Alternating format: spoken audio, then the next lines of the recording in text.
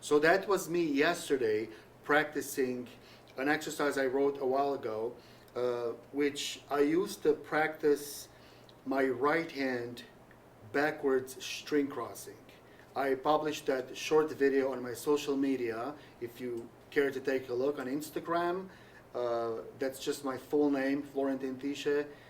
Same thing on Twitter. I didn't post this on Twitter yet, and also I posted it on Facebook, same name.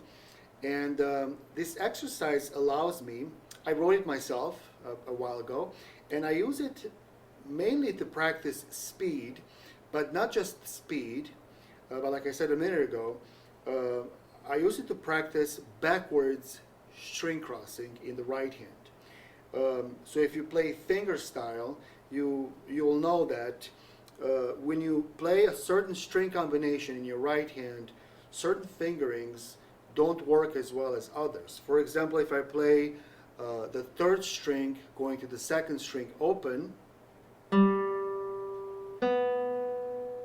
I would prefer using index on the G string and middle on the B string because of the length of the fingers, see, because of the position of the hand.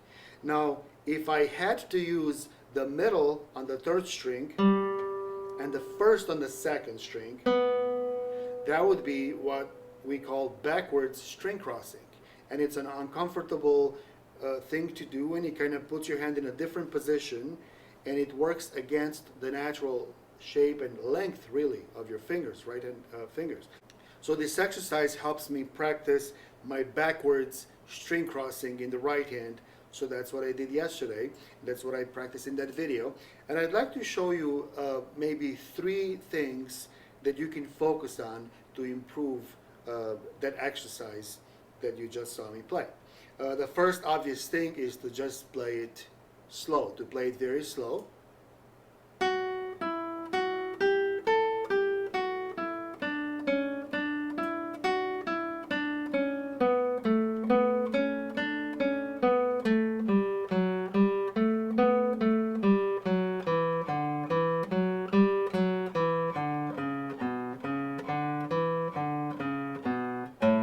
And so on. So just obviously you can play it much slower, and you can split it into 3 or 4 different sections and practice those as slowly as you need to.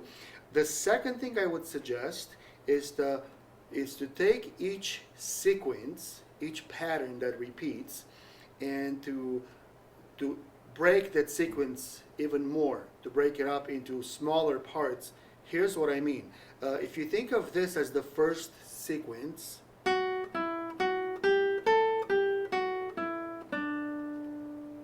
and this as the second sequence, and this as the third sequence, and so on and so forth, and to take each of those sequences and break them up even more, so then that first sequence, just play the first half,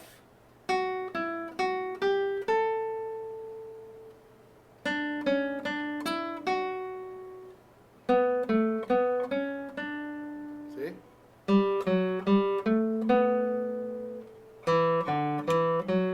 And you'll find that each sequence starts on the M finger, the middle finger, M, M, M, and practice that throughout the exercise, just the first half of each sequence, and then maybe add the second half, so back to the full sequence like this.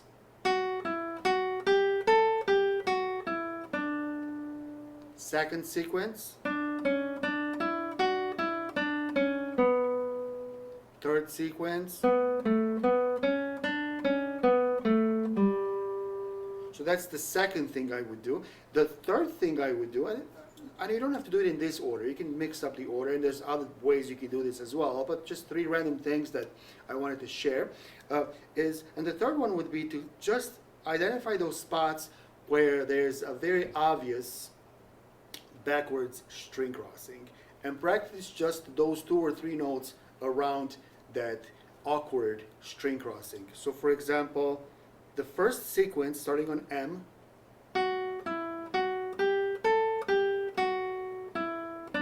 nothing there, nothing. Everything is good there, so let me do the second sequence. That one's good. This one is awkward.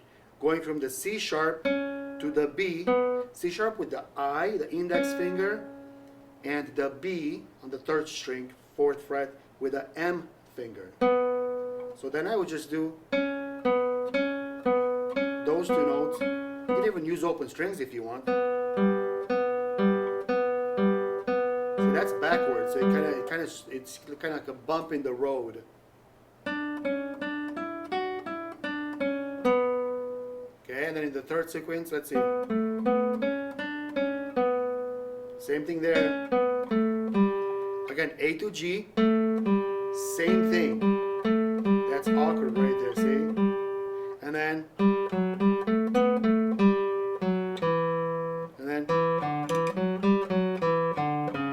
so there's 3 or 4 awkward places, and maybe you can even take an open string exercise and just practice backwards string crossing on purpose, like first 2 strings M-I, or I-M rather. Second and third, 3rd and 4th, tuning as I play.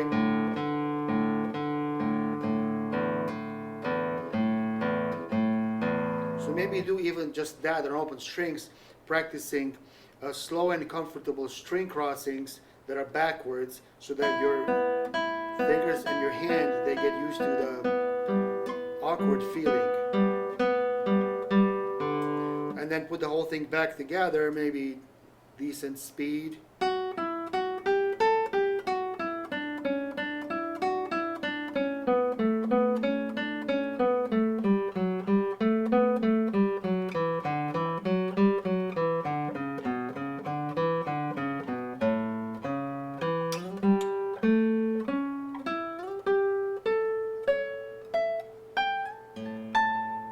Something like that.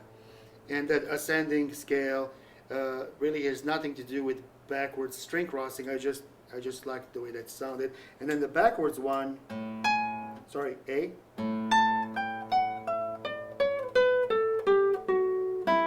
That's an A finger there. So again, watch.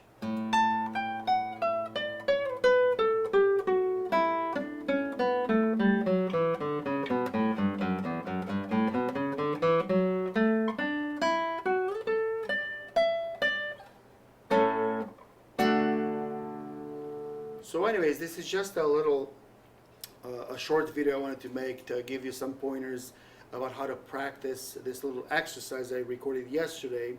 I played it for many months, and it's very helpful for the right hand, and it's quite challenging for me anyways.